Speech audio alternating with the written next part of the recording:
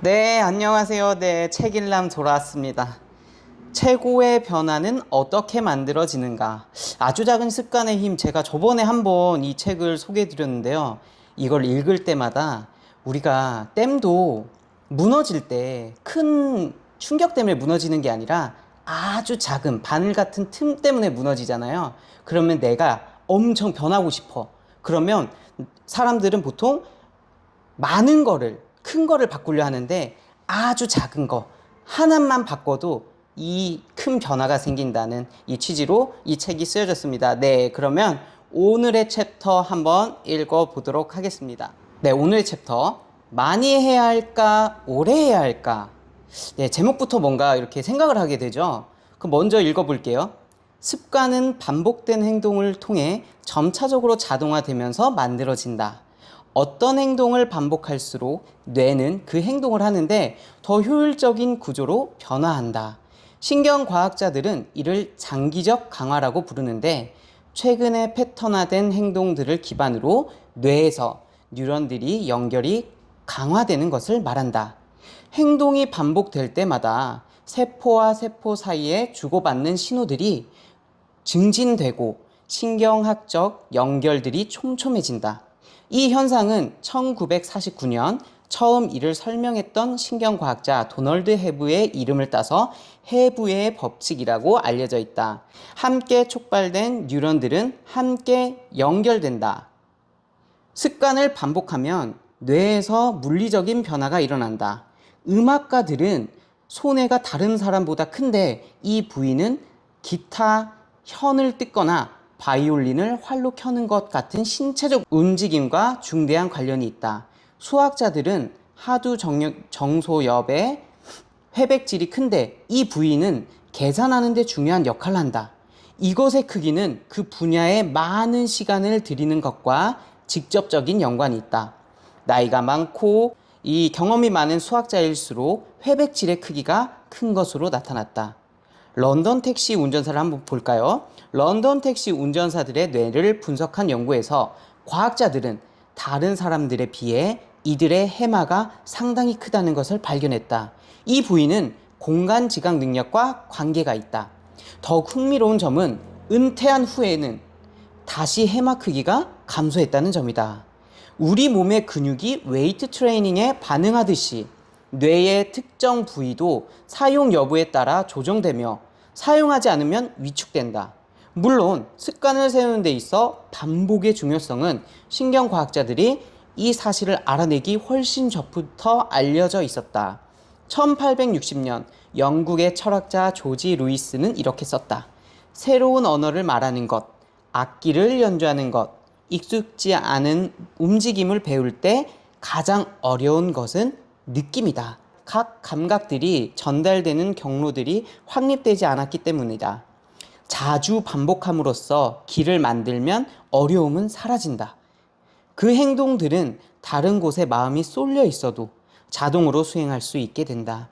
상식과 과학적 증거, 둘 다 같은 말을 하고 있다.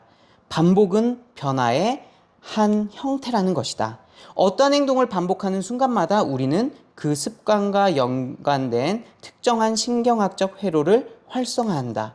즉, 단순한 반복일지라도 새로운 습관을 체화하는 가장 중요한 단계라는 말이다.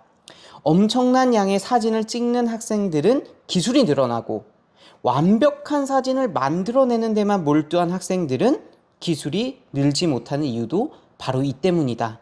한쪽은 실제로 연습을 했고 다른 한쪽은 수동적으로 배우기만 했다. 한쪽은 실행을 했고 한쪽은 동작만 있었다. 모든 습관은 노력이 필요한 연습에서 자동적인 행위로 넘어가는 유사한 궤적을 그리는데 이 과정을 자동화라고 한다. 자동화는 각 단계를 떠올리지 않고도 행동을 수행하는 능력으로 행동이 무의식적으로 새겨질 때 일어난다. 위 그림은 매일 10분씩 걷기라는 실제 습관에 관한 자동화 수준을 추적한 연구 결과를 보여준다. 학습 곡선이라 불리는 이 도표의 모양은 행동의 변화에 대한 아주 중요한 진실을 알려준다.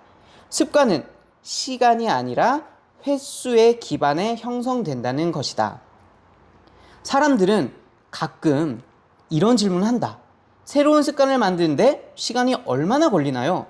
하지만 진짜로 물어야 할 질문은 이것이다. 새로운 습관을 만들려면 몇 번이나 그 행동을 해야 할까요?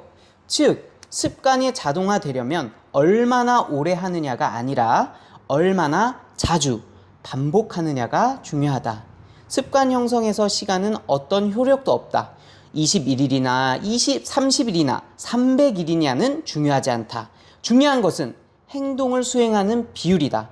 어떤 행동을 사흘에 2번 하는 것과 200번 하는 것은 엄청나게 다른 결과를 초래한다. 차이를 만들어내는 것은 횟수다. 우리의 현재 습관은 수백, 수천 번 반복하는 과정에서 내재화된 것이다. 새로운 습관 역시 그만큼의 반복이 필요하다. 행동이 정신 속에 완전히 내장되고 습관 한계선을 넘어설 때까지 성공적인 시도들을 충분히 엮어내야 한다. 따라서 습관을 자동화하기 위해 얼마나 많은 시간을 들였느냐는 중요하지 않다. 그 과정이 이루어지는데 필요한 만큼 그 행동을 취했느냐가 중요하다. 습관을 만들려면 연습이 필요하다. 연습을 실행하는 가장 효율적인 방식은 3번째 행동 변화 법칙에 관련이 있다. 쉽게 만들어라. 이제부터는 이 법칙을 정확히 어떻게 적용하는지 살펴보자. 네, 어떻게 들으셨어요? 저도 읽으면서 행동이 그만큼 중요하다. 많은 분들이 그러잖아요. 수영하는 법을 아무리 열심히 배워도 수영장 가서 수영 안 하면 수영을 못 하잖아요. 그거 똑같아요. 아까 소개된 그 학생들, 사진을 그냥 어떻게 찍는지도 모르지만 계속해서 찍었던 학생들과 열심히 어떻게 잘 찍는지 배운 학생들과 비교를 해봤을 때 누가 더 월등하다 했죠? 내가 잘하는지 못하는지 실패하는지 성공하는지 모르고 행동을 계속했던 그 사진 찍는 행동했던 학생들이 더욱더 월등하다 했잖아요. 정말 저도 한번 이렇게 되새기면서 깨달은 게 있어요. 운동을 해야지. 그리고 어떤 운동을 해야지. 어떤 운동이 좋다. 그걸 연구하고 그 시간을 들여서 하는 것이 아니라 그냥 just do it. 바로 시작을 해보는 거죠. 많은 분들이 여기서 딱 걸리는 거죠. 완벽하게 뭔가를 해야 된다가 아니라 그냥 해보다 보면 될 거야. 제가 유튜브를 처음 시작할 때도 한 영상을 찍을 때 2시간, 3시간 완벽하게 해야 된다. 이런 생각이 조금 컸어요. 근데 정재현 사장님께서 항상 그냥 찍어라. 뭐가 그렇게 어렵냐. 그냥 얘기해라. 그렇게 시작했던 이 유튜브가 점점 좋아지고, 근데 제가 그때도 변하지 않고 잘 만들어야지, 완벽하게 해야지 이렇게만 초점을 맞췄더라면 지금도 한 영상 찍는데 3시간, 4시간 그리고 변화가 그렇게 크지 않았을 거라고 생각해요. 그래서 얼마나 오랫동안이 중요한 게 아니라 뭐라고 했죠? 얼마나 많이 행동을 하느냐. 습관을 만들 때는 시간이 아니라 횟수와 관련돼 있다는 거. 네, 이거 한번 기억해 보시고요. 오늘부터, 내일부터가 아니에요. 오늘 지금 당장부터 1회 실천하는 움직임을 보이면서 우리 다 같이 습관을 만들어 봅시다. 네, 오늘도 책일남이었습니다. 네, 안녕.